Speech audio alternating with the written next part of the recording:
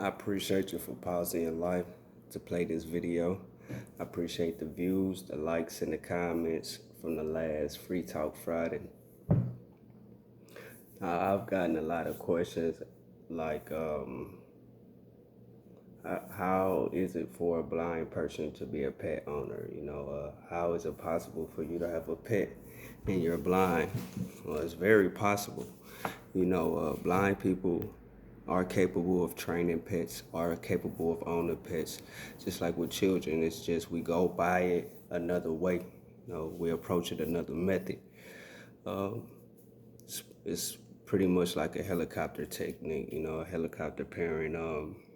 We gotta be on them since we can't see, especially like for example, my puppy, he'll be 3 months in March. So I have to be on him. He's on a short leash. He can't walk around the house by himself, not at this time because I can't see his poop. And he's still a baby, so his poop isn't really strong, So I do have him on a short leash around the house, and he's a very energetic dog, so I take him out the cage, I say every 2 hours, and I play with him for about 45 minutes, and then I put him back in the cage. That's just because I'm trying to crate train him as well. And as far as blind people with guide dogs are strictly, that's their job. They were trained from when they came out, from when they was able to be trained. I believe they started training them at 6 months to be guide dogs.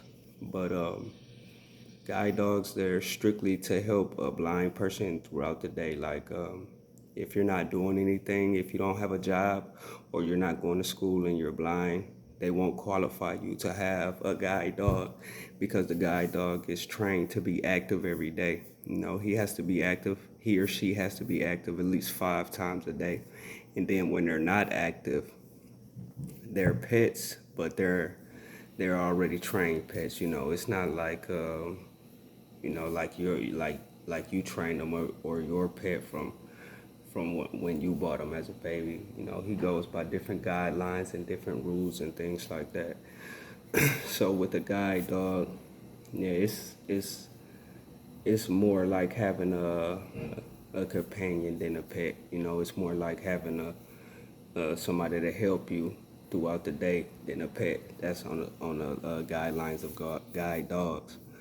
But as far as just a regular dog, for a blind person, it can be challenging at times because, like I say, you can't see when they have accidents. You have to depend on your ears a lot because, they teeth. You have to teach them not to teeth on things when you hear them chewing on stuff. Got to teach them different things. But for a blind person, we depend a lot on our ears when it comes to teaching a dog and training a new dog. But it is possible for us to own dogs, to own pets. We do thorough research about it, obviously. Well, I do. And I advise a blind person to do thorough research over the specific pet that they're going to get. Just to have a forewarning, just to be warned what type of animal or what type of pet, what type of dog that you're going to have. Just like any other thing, it can be challenging, but for a pet, that's something that a person wants. You don't need a pet, but that's just something that you want. So I know the challenges and the complications with having a new puppy, plus the lack of vision. It's difficult, it's challenging, but it's overcoming. I can't overcome it. So I hope that was insightful. So it is possible for a blind person to have a pet. We just have to go about it a different way, a different route, and we have to have just a smidge more patience than the sighted person, if we really want a pet. I appreciate you again for pausing your life to play this video. Please share, please like, please comment. Till next time, keep it positive, keep it forward, keep it safe.